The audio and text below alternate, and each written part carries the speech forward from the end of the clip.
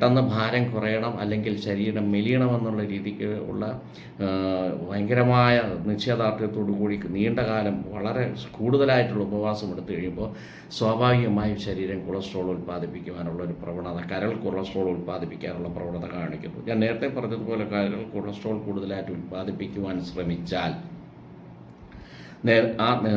ഈ പറഞ്ഞ പിത്തരസത്തിൻ്റെ സാന്ദ്രത നഷ്ടപ്പെടുന്നു. അവിടെയും നമ്മുടെ പിത്താശയക്കല്ല് വരാൻ. നമസ്കാരം, ഞാൻ ഡോക്ടർ സായിജി. വീണ്ടും ഒരിക്കൽ കൂടി ഡോക്ടർ സായിജി ടോക്സിലേക്ക് സ്വാഗതം. ഇന്ന് ഞാൻ സംസാരിക്കാൻ ഉദ്ദേശിക്കുന്ന വിഷയം പിത്താശയക്കല്ലുകളെ കുറിച്ചാണ്. വളരെ വ്യാപകമായി ഒരുപാട് പേരിൽ കണ്ടുവരുന്ന ഈ ഒരു വിഷയത്തിന് പ്രസക്തി ഉണ്ടെന്ന് ഞാൻ വിശ്വസിക്കുന്നു.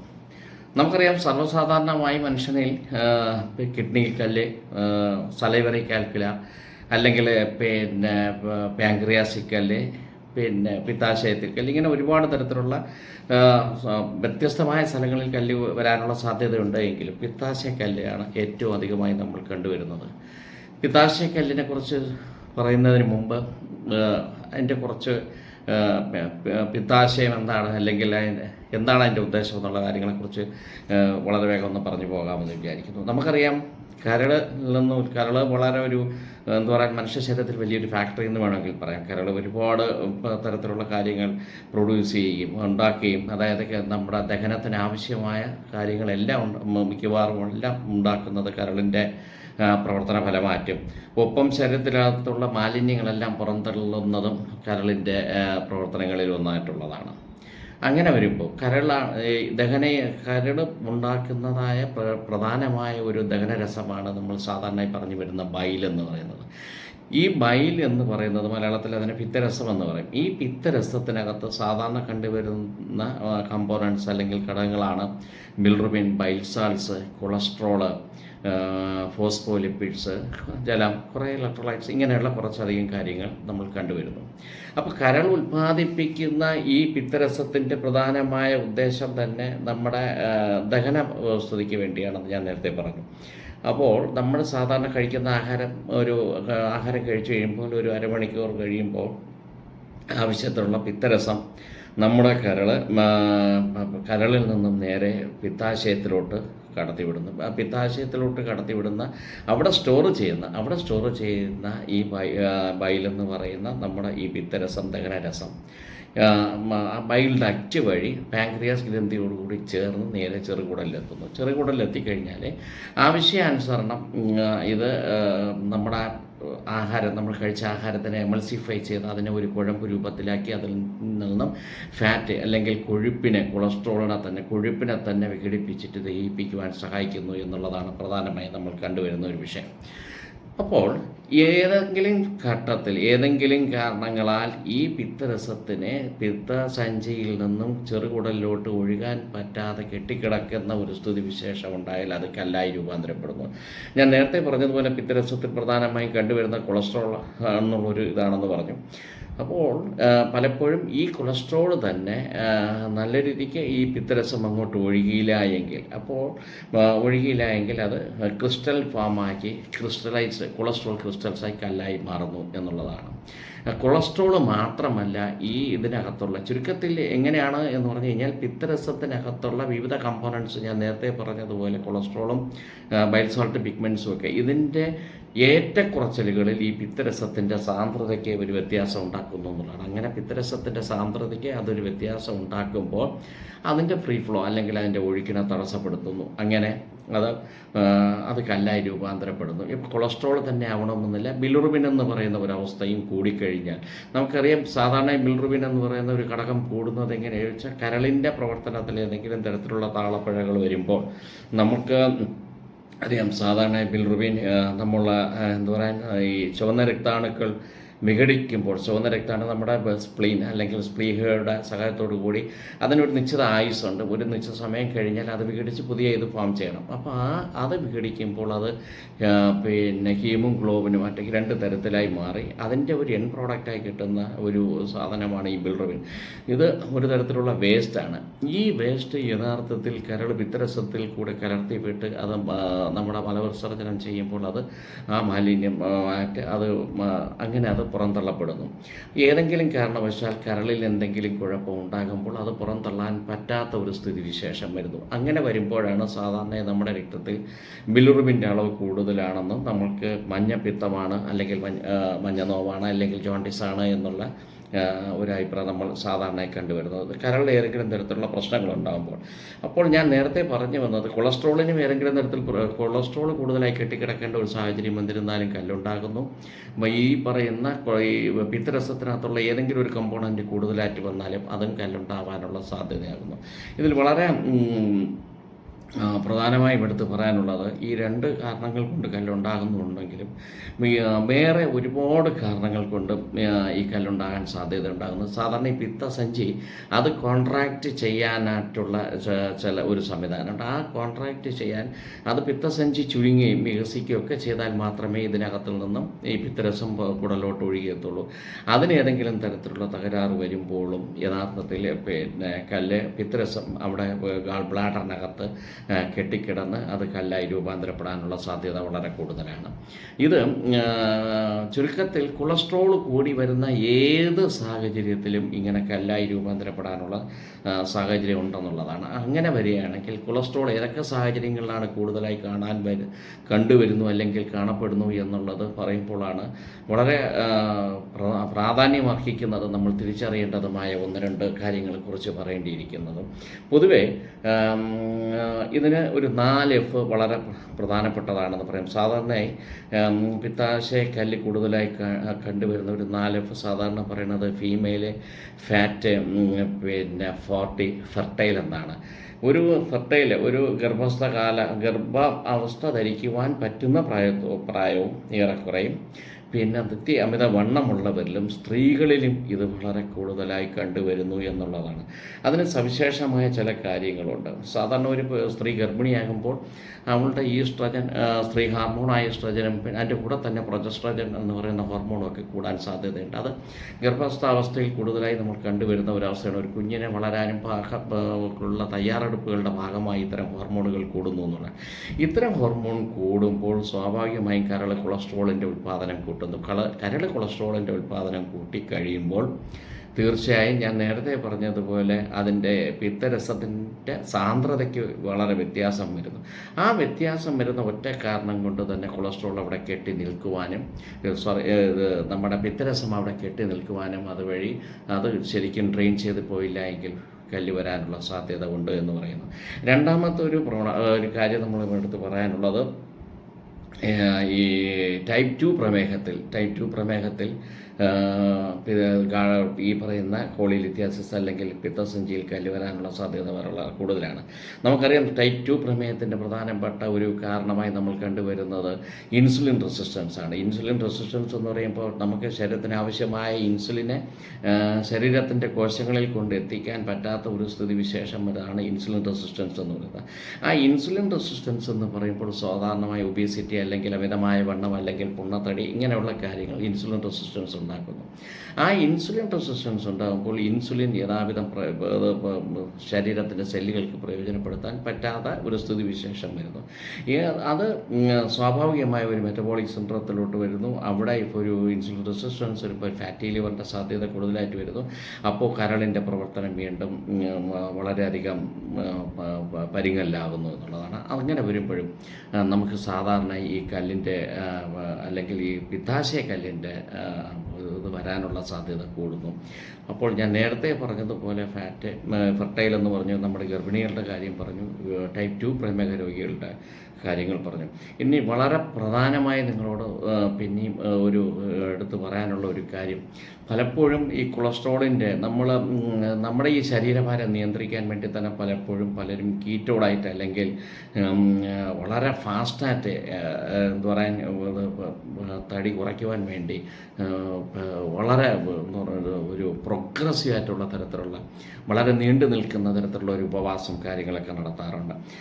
ഇങ്ങനെ ഉപവാസം കാര്യങ്ങളൊക്കെ നടത്തി വരുമ്പോഴും ഉള്ള പ്രശ്നമെന്ന് വെച്ച് കഴിഞ്ഞാൽ ശരീരത്തിൻ്റെതായ ആദ്യം നമ്മളുള്ള ബ്ലഡിലുള്ള ഗ്ലൂക്കോസ് കാര്യങ്ങളൊക്കെ ഉപയോഗിച്ചതിന് ശേഷം ബാക്കിയുള്ള ഊർജ്ജം ഉപയോഗം കഴിഞ്ഞതിന് ശേഷം വീണ്ടും നമ്മുടെ ഈ ഫാസ്റ്റിംഗ് നീണ്ടുപോയാൽ, അതായത് നമ്മുടെ വളരെ ശരീരം പെട്ടെന്ന് ഭാരം കുറയണം അല്ലെങ്കിൽ ശരീരം മെലിയണമെന്നുള്ള രീതിക്ക് ഉള്ള ഭയങ്കരമായ നിശ്ചയദാർഢ്യത്തോടു കൂടി നീണ്ട കാലം വളരെ കൂടുതലായിട്ടുള്ള ഉപവാസം എടുത്തു കഴിയുമ്പോൾ സ്വാഭാവികമായും ശരീരം കൊളസ്ട്രോൾ ഉൽപ്പാദിപ്പിക്കുവാനുള്ള ഒരു പ്രവണത, കരൾ കൊളസ്ട്രോൾ ഉൽപ്പാദിപ്പിക്കാനുള്ള പ്രവണത കാണിക്കുന്നു. ഞാൻ നേരത്തെ പറഞ്ഞതുപോലെ കരൾ കൊളസ്ട്രോൾ കൂടുതലായിട്ട് ഉൽപ്പാദിപ്പിക്കുവാൻ ശ്രമിച്ചാൽ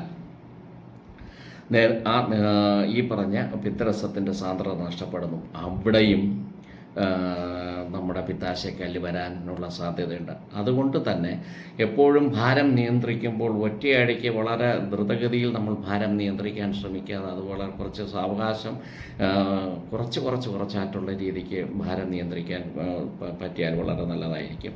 അതിലുപരിയായി ഇവിടെ മറ്റൊരു കാര്യം കൂടി എടുത്തു പറയാനുണ്ട്. നമ്മുടെ കുറച്ചു കാലം നമ്മൾ ഇതൊന്നും ആഹാരമേ കഴിക്കുന്നില്ല എങ്കിൽ, ഈ കൊഴുപ്പ് ശരീരത്തിൽ എത്തുന്നില്ല എങ്കിൽ ഈ പറഞ്ഞ പിത്തരസം കൊണ്ട് പ്രത്യേകിച്ച് വലിയ ഒരു അതിൻ്റെ റോള് വരുന്നില്ല. അപ്പോൾ ഫാറ്റ് ദഹിപ്പിക്കാനുള്ള ഒരു സാഹചര്യം വരുന്നില്ല. ഫാറ്റിന് അപ്പോൾ ഉപയോഗമില്ലാത്ത സാധനം ഒരിടത്ത് വീണ്ടും കെട്ടിക്കിടക്കും. അത് അങ്ങനെ കെട്ടിക്കിടക്കേണ്ട ഒരു സാഹചര്യം വന്നാലും അതും നമ്മുടെ വീണ്ടും കല്ലായി രൂപാന്തരപ്പെടാൻ സാഹചര്യം ഒരുക്കുന്നു എന്നുള്ളതാണ്. പിന്നെ ഞാൻ ഈ പറഞ്ഞതുപോലെ പിത്താശയത്തിലുണ്ടാകുന്ന തരത്തിലുള്ള ചില അണുബാധകളുണ്ട്. ഈ അണുബാധ ഏതെങ്കിലും തരത്തിലുണ്ടായി കഴിയുമ്പോൾ അതിൻ്റെ കുറച്ച് ബാക്ടീരിയയും അതിനോടൊപ്പം ഈ കുറേ ഡെഡ് സെൽസും ഒക്കെ ചേർന്ന് അതിൻ്റെ കൂടെ ഈ കൊളസ്ട്രോളും അല്ലെങ്കിൽ ബൈൽ സാൾട്ടും പിഗ്മെൻറ്റും എല്ലാം കൂടെ ചേർന്ന് തരിയായി ഫോം ചെയ്ത് അതും കല്ലായി രൂപാന്തരം പ്രാപിക്കാൻ ഏറ്റവും അധികം സഹായം ചെയ്യുന്നു എന്നുള്ളതാണ്.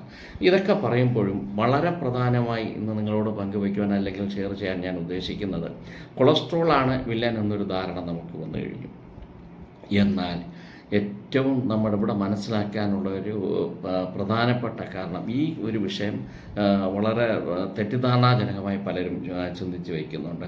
കൊളസ്ട്രോളേ പാടില്ല അല്ലെങ്കിൽ കൊഴുപ്പേ പാടില്ല, പിത്താശയക്കല്ലുള്ള ഒരു വ്യക്തിക്ക് കൊഴുപ്പേ പാടില്ല എന്നുള്ള ഒരു ചിന്ത കൊണ്ട് ആ ധാരണ തികച്ചും തെറ്റാണ് എന്നുള്ളൊരു കാര്യം കൂടി ഞാൻ പറയാൻ ആഗ്രഹിക്കുകയാണ്.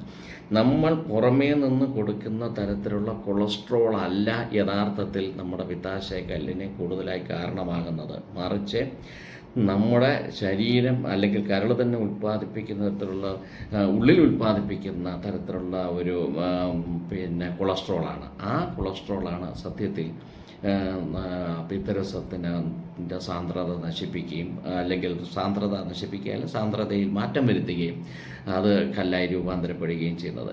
ഇനി വളരെ രസകരമായ ഒരു കാര്യം കൂടി പറയാനുള്ളതെന്ന് വെച്ചാൽ, പലപ്പോഴും നല്ല രീതിക്കുള്ള ഫാറ്റ് അല്ലെങ്കിൽ കൊളസ്ട്രോൾ പുറമേ നമ്മൾ കൊടുത്തു കഴിഞ്ഞാൽ ഒരു പരിധി വരെ ചിലപ്പോൾ ഇതിനെ നമ്മുടെ ഈ പിത്താശയക്കല്ലിനെ മാറ്റുവാൻ അത് സഹായകരമായിരിക്കുമെന്നുള്ളതാണ് പറയുന്നത്. അതിന് നമ്മൾ ഒരിക്കലും ട്രാൻസ്ഫാറ്റോ അല്ലെങ്കിൽ നമ്മുടെ ഈ പറയുന്ന നമ്മൾ ഫാറ്റിനെ കുറിച്ച് ഇതിനു മുമ്പ് ഒരു വീഡിയോ ചെയ്തിട്ടുണ്ട്. അപ്പോൾ മോശമായ കൊഴുപ്പല്ല, നല്ല രീതിക്കുള്ള കൊഴുപ്പ്. ആ കൊഴുപ്പ് നല്ല രീതിക്കുള്ള കൊഴുപ്പെന്ന് പറയുമ്പോൾ നമ്മുടെ നട്ട്സിൽ നിന്നും കിട്ടുന്ന, നമ്മുടെ തേങ്ങ എണ്ണയിൽ നിന്നും കിട്ടുന്ന, ഒലീവ് ഓയിൽ നിന്നും കിട്ടുന്ന ഈ നട്ട്സിൽ നിന്നും അല്ലെങ്കിൽ omega-3 ഫാറ്റി ആസിഡ്സ്, പിന്നെ ഈ മീനുകളിൽ നിന്നും അല്ലെങ്കിൽ കടലകളിൽ നിന്നും, പിന്നെ ഈ ഒലിവ് ഓയിലിൽ നിന്നും, തേങ്ങ എണ്ണയിൽ നിന്നും കിട്ടുന്ന നല്ല കൊഴുപ്പുകൾ. ഇനി കൊഴുപ്പുകൾ, ആ കൊഴുപ്പ് യഥാർത്ഥത്തിൽ ഒരു പരിധിവരെ ചിലപ്പോൾ കല്ല് മാറ്റുവാനും നമ്മളെ സഹായിക്കുന്നു എന്നുള്ളതാണ്. ചുരുക്കി പറഞ്ഞു കഴിഞ്ഞാൽ പലർക്കും ഉള്ള ഒരു സംശയമാണ്, ഒരു പിത്താശയക്കല്ലുള്ള ഒരു വ്യക്തിക്ക് മുട്ട കഴിക്കാമോ എന്നുള്ളത്. ഇതും ആപേക്ഷികമാണ്, ഡിപ്പെൻസാണ്. കഴിക്കാം എന്നുള്ളത് തന്നെയാണ് നമ്മുടെ അഭിപ്രായം. കാര്യം എന്താണെന്ന് വെച്ച് കഴിഞ്ഞാൽ, മുട്ടയിൽ സാധാരണ തരത്തിലുള്ള ഒരു വളരെ കോളിൻ പോലെ അമിനോ പോലെ നല്ല തരത്തിലുള്ള കുറച്ച് ഫാറ്റാണ് അതിനകത്ത് മുട്ടയ്ക്കകത്ത് നമ്മൾ കണ്ടുവരുന്നത്. അപ്പോൾ അത് ഈവൻ നമ്മുടെ മഞ്ഞക്കരുവിനകത്ത് കൊളസ്ട്രോളിൻ്റെ ഇത് കുറച്ച് കൂടുതലാണ് എങ്കിൽ, കുറച്ച് കൂടുതലായിട്ടുണ്ടെങ്കിൽ പോലും പലപ്പോഴും ഒരു മുട്ടയൊക്കെ നമ്മൾ കഴിച്ചു കഴിഞ്ഞാൽ ഒരു പരിധി വരെ ബയലിൻ്റെ പ്രൊഡക്ഷൻ കൂട്ടാനും, കാരണം ഫാറ്റ് ദഹിപ്പിക്കുക എന്നുള്ള പ്രധാനമായി വരുന്നല്ലോ. അപ്പോൾ അവിടെ നമ്മുടെ ബയലിൻ്റെ പ്രൊഡക്ഷൻ കൂട്ടാനും, ബയൽ പ്രൊഡക്ഷൻ കൂട്ടുന്നതിനോടൊപ്പം പിന്നെ കൂട്ടിക്കഴിഞ്ഞാൽ നമ്മൾ ഈ ബൈല് അവിടെ കെട്ടിക്കിടക്കാതെ ഒഴുകി പോകാനുള്ള ഒരു സാഹചര്യം ഉണ്ടാകുന്നു. ഗാൾ ബ്ലാഡറിൽ കെട്ടിക്കിടക്കുന്നില്ല, അത് നേരെ ചെറുകുടലോട്ട് പോകുന്നു. ചുരുക്കത്തിൽ ഒരു ഇതായി പറഞ്ഞു കഴിഞ്ഞാൽ വല്ലപ്പോഴും എന്നല്ല, ദിവസത്തിൽ ഒരു മുട്ട വരെ പൂർണ്ണമായി മഞ്ഞക്കരി ഉൾപ്പെടെ നമ്മൾ കഴിക്കുന്നത് പിത്താശയക്കല്ലിന് നല്ലതെന്നാണ് വളരെ റീസെൻ്റായിട്ടുള്ള പല പഠനങ്ങളും പറയുന്നത്. എന്നാൽ ഇത് അമിതമാവാനും പാടില്ല. ഏതെങ്കിലും തരത്തിൽ നമ്മുടെ ഭക്ഷണം കഴിച്ചതിന് ശേഷം ഭയങ്കരമായ വേദന പ്രയാസമൊക്കെ സ്വാഭാവികമായി കണ്ടുവരുന്നുണ്ട് എങ്കിൽ, അല്ലെങ്കിൽ ഏതെങ്കിലും ചില വ്യക്തികൾക്കെങ്കിലും മുട്ട ഒരു പ്രശ്നക്കാരനായി സ്വയം ഏത് ഭക്ഷണമാണോ അവനവന് പ്രശ്നമായി തോന്നുന്നുവെങ്കിൽ ആ ഭക്ഷണം തീർച്ചയായും ഒഴിവാക്കണം എന്നുള്ളതും മറ്റൊരു കാര്യമാണ്. അപ്പോൾ പിത്താശയക്കല്ലിൻ്റെ കാര്യത്തിൽ ഇത്തരം പല കാര്യങ്ങളും നമ്മുടെ പുറമേ നിന്ന് കൊടുക്കുന്ന കൊളസ്ട്രോൾ അല്ല, ശരീരം കൊളസ്ട്രോൾ ഉൽപ്പാദിപ്പിക്കപ്പെടുന്ന ഉണ്ടാകുന്ന സാഹചര്യങ്ങൾ പലതും നമ്മൾ മനസ്സിലാക്കിയാൽ ഇത് മുമ്പോട്ട് ഇതിൻ്റെ ട്രീറ്റ്മെൻറ്റും വളരെ ഭംഗിയായി ചെയ്യാമെന്നുള്ളതാണ്. പലപ്പോഴും ഒരു പരിധിയിൽ കവിഞ്ഞുള്ള കല്ലിൻ്റെ പ്രശ്നമാണ് എങ്കിൽ ഒരുപക്ഷെ അത് കൊളസ്ട്രോൾ സ്റ്റോൺ അല്ല, ബൈൽ സാൾട്ട് അല്ലെങ്കിൽ പിഗ്മെൻറ്റഡ് സാൾട്ടാണ്, അതല്ല ഏതെങ്കിലും തരത്തിലുള്ള കാൽസിഫിക്കേഷനുള്ള കാൽഷ്യം ഡെപ്പോസിറ്റ് പോലെ അടിഞ്ഞ് കട്ടികൂടിയിരിക്കുന്ന കാൽസിഫൈഡ് ആയിട്ടുള്ള കല്ലാണ് എങ്കിൽ പലപ്പോഴും സർജറി വേണ്ടി വരുമെന്നുള്ളതാണ്. ചുരുക്കത്തിൽ യാതൊരുവിധ ലക്ഷണവും ഇല്ലാത്ത ഒന്നിന് പ്രത്യേകിച്ച് വലിയ ട്രീറ്റ്മെൻറ്റിൻ്റെ ആവശ്യമില്ല എങ്കിൽ പോലും ഏതെങ്കിലും കാരണവശാൽ ഓരോ പ്രാവശ്യം ഭക്ഷണം കഴിക്കുമ്പോഴും പൊതുവേ പിത്താശയക്കല്ലിൻ്റെ വേദന വെച്ചാൽ നമ്മുടെ വയറിൻ്റെ പൊക്കിളിൻ്റെ വലത് സൈഡായിട്ട് കരളിന് തൊട്ട് താഴെയായിട്ട് വേദന വരിക, അതിനോടൊപ്പം അപൂർവമായിട്ടെങ്കിലും പലപ്പോഴും ഛർദ്ദിക്കാനുള്ള പ്രവണത, ദഹന വ്യവസ്ഥിതിയുടെ കുഴപ്പം, തകരാറ്, അങ്ങനെയൊക്കെയുള്ള കാര്യങ്ങളൊക്കെ വരുമ്പോൾ ആണ് നമ്മൾ പലപ്പോഴും പിത്താശയക്കല്ലിനെ നമ്മൾ സംശയിക്കുന്നത്. ചുരുക്കത്തിൽ വളരെ ഹെൽത്തി ആയിട്ടുള്ള ഒരു ലൈഫ് സ്റ്റൈൽ, അതായത് നല്ല രീതിക്കുള്ള ഫാറ്റ്, ആരോഗ്യപരമല്ല ട്രാൻസ് ഫാറ്റൊന്നും അല്ലാതെ HDL വർദ്ധിപ്പിക്കുന്ന അല്ലെങ്കിൽ അങ്ങനെയുള്ള തരത്തിലുള്ള നല്ല രീതിക്കുള്ള കൊഴുപ്പും ഭക്ഷണത്തിൽ ഉൾപ്പെടുത്തുകയും കൃത്യമായ വ്യായാമവും ധാരാളം ലീഫി വെജിറ്റബിൾസ് അങ്ങനെയുള്ള കാര്യങ്ങൾ കഴിക്കുകയും ആവശ്യത്തിന് വേണ്ടിയുള്ള തരത്തിലുള്ള വെള്ളം കുടിക്കുകയും ഒക്കെ ചെയ്താൽ ഈ പ്രശ്നം നമുക്ക് വളരെ ഭംഗിയായി പരിഹരിക്കാമെന്നുള്ളതാണ്. എന്തായിരുന്നാലും എൻ്റെ ഇന്നത്തെ ഉദ്ദേശം, ഈ വീഡിയോയുടെ ഉദ്ദേശം പ്രധാനമായും നമ്മൾ പറഞ്ഞു വന്നതുപോലെ കൊഴുപ്പ് കൊണ്ടാണോ ഇത് കൂടുതലായി കഴിക്കുന്നത്, ഈ പറയുന്ന പിത്താശയക്കല്ല് വരുന്നത്, അല്ലെങ്കിൽ നമ്മൾ കഴിക്കുന്ന കൊഴുപ്പ് തീരെ ഒഴിവാക്കണമോ ഇല്ലേ എന്നുള്ളൊരു പ്രശ്നം, അത് ഒന്ന് എടുത്തു പറയുക എന്നുള്ളത് എനിക്ക് വളരെ ആവശ്യമായി എനിക്ക് തോന്നി. അപ്പോൾ നമ്മൾ പിന്നെ അതുപോലെ തന്നെ മറ്റൊരു പ്രധാനപ്പെട്ട കാര്യം പറയാനുള്ളത്, ഈ വളരെ പ്രൊളോങ്ഡായിട്ട് വളരെ കാലം ഇങ്ങനെ ഗർഭനിരോധന ഗുളികൾ ഇതൊക്കെ കഴിക്കുന്നവർക്ക്, ഓറൽ കോൺട്രാസെപ്റ്റീവ് പിൽസൊക്കെ കഴിക്കുന്നവർക്കും ഈ പറയുന്ന ഈസ്ട്രജൻ്റെ അളവിൻ്റെ ഇത് കൂടുതലായി വരുന്നത് കാരണം അവിടെയും കൊളസ്ട്രോൾ കരളുണ്ടാക്കുകയും അങ്ങനെ വന്നാലും അത് കൂടുതലായിട്ട് കെട്ടിക്കിടക്കുവാനുള്ള സാഹചര്യം ഉണ്ടാക്കുന്നു എന്നുള്ളതാണ്. എന്നാലും വളരെ ആരോഗ്യകരമായ ഒരു ജീവിത ചുറ്റുപാടുകൾ നയിച്ചു കഴിഞ്ഞാൽ തീർച്ചയായും ഈ പ്രശ്നം നമുക്ക് വളരെയധികം മാറ്റാൻ കഴിയുമെന്നുള്ളതാണ്. ഏത് കല്ലാണ്, എന്തുമാത്രമാണ് കല്ലിൻ്റെ വലിപ്പം, എന്തുമാത്രം ലക്ഷണമാണ്, ബുദ്ധിമുട്ടാണ്, പ്രയാസമാണ് ഒരു രോഗിക്ക് ഇതുണ്ടാക്കുന്നു എന്നുള്ള ഒരു തിരിച്ചറിവ് ഒരുപക്ഷെ നല്ല ആണ് എങ്കിൽ തീർച്ചയായും കൊളസ്ട്രോൾ ക്രിസ്റ്റൽസ് ആണെങ്കിൽ വളരെയധികമായി തന്നെ ഒരുപക്ഷെ സർജറി ഇല്ലാതെ തന്നെ മരുന്ന് കൊണ്ട് ഇത് നിസ്സാരമായി കൈകാര്യം ചെയ്യാൻ പറ്റുമെന്നുള്ള ഒരു കാര്യം കൂടി നിങ്ങളെ അറിയിച്ചുകൊള്ളുന്നു. എന്തായാലും എത്രയും പറഞ്ഞുകൊണ്ട് നിർത്തുന്നു. നന്ദി, നമസ്കാരം, താങ്ക് യു.